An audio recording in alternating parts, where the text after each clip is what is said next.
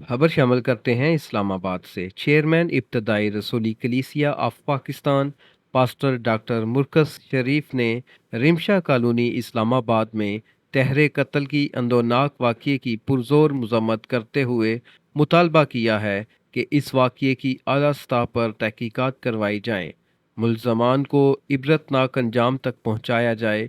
ना सिर्फ रिमशा कॉलोनी के मकीन बल्कि सारा मुल्क इस वाक़ये के ज़िम्मेदारान को करारवाक़ी सज़ा मिलते देखना चाहते हैं। घर से बदबू उठने पर मुकामी लोगों ने पुलिस को इतला दी कि घर पर ताले हैं और बदबू फैल रही है। पुलिस ने बिस्तरों से लाशों को निकाल कर कब्जे में लिया। लर्जा खेज खबर ने इलाके के लोगों पर सख्ता तारी कर दिया है।